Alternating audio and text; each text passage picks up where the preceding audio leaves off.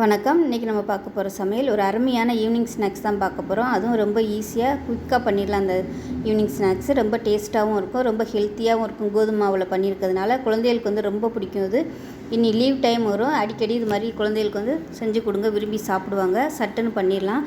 So வாங்க இந்த snacks எப்படி செய்யலாங்கிறத பார்க்கலாம். இப்போ ஒரு மிக்சிங் பவுல் எடுத்துக்கலாம். ஸோ இந்த டம்ளரில் பார்த்தீங்கன்னா நான் ஒரு அரை டம்ளர் அளவுக்கு பால் எடுத்துருக்கேன். நீங்கள் எந்த கப்பு வேணாலும் யூஸ் பண்ணிக்கலாம். மெஷரிங் கப் வச்சுருந்தீங்கன்னா கூட நீங்கள் மெஷரிங் கப் எடுத்திங்கன்னா அதில் அரை கப் அளவுக்கு பால் சேர்த்துக்கோங்க. இப்போ அதில் 1/4 டம்ளர் அளவுக்கு ஜீனி சேர்த்துக்கலாம்.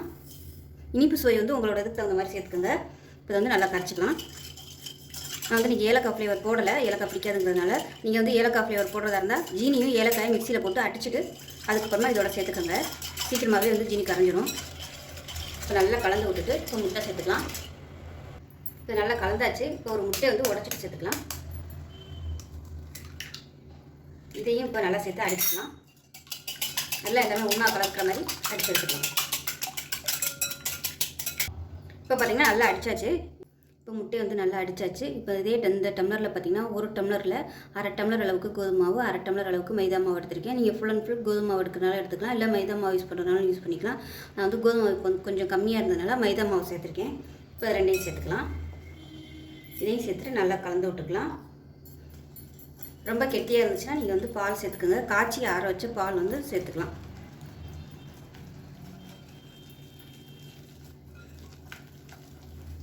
இப்போ இதில் வந்து நான் தண்ணி சேர்த்துக்கிறேன். என்கிட்ட இப்போ பால் இல்லை, புறத்தையும் ஊற்றிட்டதுனால கொஞ்சமாக வந்து தண்ணி சேர்த்துக்கிறேன். நான் ஒரு 2 டேபிள் ஸ்பூன் அளவுக்கு தண்ணி ஊற்றிக்கலாம். தண்ணி ஊற்றிட்டு பார்த்துக்கிட்டு பத்தலைன்னா நீங்கள் சேர்த்துக்கலாம். நல்லா அடித்து விட்டுக்கலாம். இந்த அளவுக்கு இருக்கணும். அது அடிக்க இன்னும் கொஞ்சம் வந்து இலகி வரும்.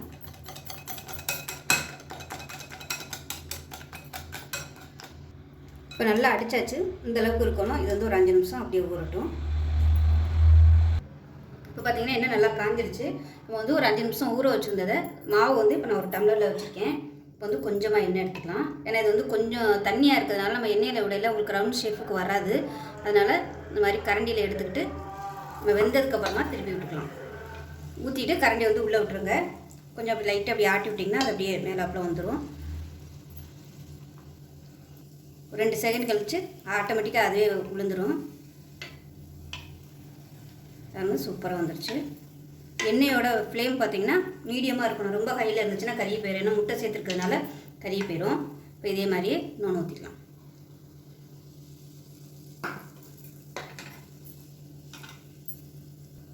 ஒரு 2 செகண்டில் இந்த மாதிரி ஆட்டி விட்டிங்கன்னா அது அப்படியே விழுந்துடும். டைரெக்டாக நம்ம வந்து எண்ணெயில் விடையில் உங்களுக்கு இந்த அளவுக்கு சேஃபாக வராது, தோசை மாதிரி ஆயிரும். அதனால் இந்த மாதிரி கரண்டியில் விட்டு இது பண்ணிக்கலாம். சின்ன பிள்ளைங்க கூட ரொம்ப ஈஸியாக பண்ணிடலாங்க.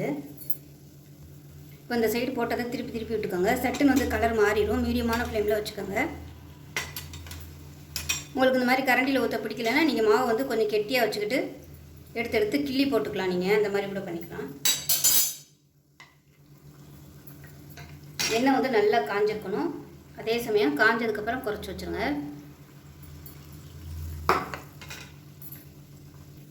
இந்த மாதிரி கரண்டியில் பண்ணுறது வந்து நல்லா அழகாக வருது. இல்லைன்னா நம்ம எண்ணெய் சட்டியில் வந்து டேரெக்டாக விடும்போது நிறைய வேஸ்ட்டாக போயிடும், குட்டி குட்டியாக வேஸ்ட்டாக போயிடும், கரெக்டான சேஃபில் கிடைக்காது. இது வந்து நல்லா சூப்பராக வருது இந்த மெத்தடு. ஆனால் நீங்கள் ஹீட் மட்டும் கொஞ்சம் மீடியமாக வச்சுக்கணும். ஏன்னா முட்டை சேர்த்துக்கிறதுனால டக்குன்னு வந்து உங்களுக்கு கறி போயிடும். அடுப்பு பார்த்திங்கன்னா நான் குறைச்சி தான் ஃபுல்லாக சிம் பண்ணி தான் வச்சுருக்கிறேன். இது ஃபுல்லாக ரெடி ஆகட்டும். அதுக்கப்புறமா முட்டை சேர்த்துக்கலாம். இனிப்பு வந்து நான் கம்மியாக தான் கொடுத்துருக்கேன். வேணும்னா நீங்கள் அரை கப்பு கூட நீங்கள் சேர்த்துக்கலாம். நான் ஃபஸ்ட்டு கொஞ்சோண்டு போட்டு பார்த்தேன். இனிப்பு வந்து கொஞ்சம் நார்மலாக தான் இருக்குது, ரொம்ப கொஞ்சம் கம்மியாக தான் இருக்கிறதுனால நீங்கள் யூஸ் பண்ணல அரை கப்பு கூட சேர்த்துக்கலாம். 1/4 கப்புக்கும் அரை கப்புக்கும் கொஞ்சம் கம்மியாக கூட சேர்த்துக்கோங்க. நல்லா இனிப்புன்னா அரை கப்பு கூட நீங்கள் சேர்த்துக்கலாம். நல்லா திருப்பி திருப்பி விட்டுக்கலாம். சூப்பராக வந்துருக்கு பாருங்க. நம்ம கையில் போட்டால் கூட இந்த அளவுக்கு குண்டு குண்டாக வராது, அழகா. இப்போ நல்லா திருப்பி திருப்பி விட்டு பொன்னிறமாக வந்ததும் எடுத்துடலாம். ஃபஸ்ட்டு போட்டது பார்த்திங்கன்னா சூப்பராக வந்துருச்சு.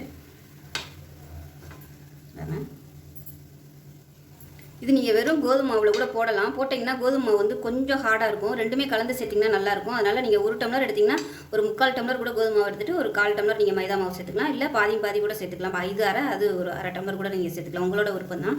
ஆனால் நீங்கள் எது சேர்த்தாலும் டேஸ்ட் வந்து மாறுபடும். மைதா மாவு ஃபுல் அண்ட் ஃபுல் மைதாவில் கூட நீங்கள் பண்ணலாம், பண்ணிங்கன்னா அது நல்ல ஒரு டேஸ்ட் கொடுக்கும். அது மாதிரி கலந்து பண்ணையில் அது ஒரு டேஸ்ட் கொடுக்கும், அவ்வளோதான் வித்தியாசம் வரும். பாருங்கள், ரெண்டாவதாக போட்டதும் ரெடி ஆயிடுச்சு.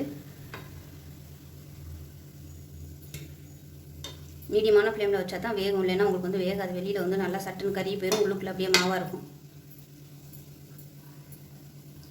இப்போ இது எல்லாமே ரெடி ஆயிடுச்சு, எடுத்துடலாம். உங்களுக்கு இந்த மாதிரி கலர் வர பிடிக்கலைன்னா கொஞ்சம் கோல்டன் கலரில் கூட நீங்கள் எடுத்துக்கலாம். எனக்கு வந்து இந்த மாதிரி கலர் இருந்தால் தான் எனக்கு டேஸ்ட்டாக இருக்கிற மாதிரி ஒரு திருப்தியாக இருக்கும். இப்போ இதே மாதிரி மிச்சம் இருக்கிறதையும் ஊற்றிக்கலாம்.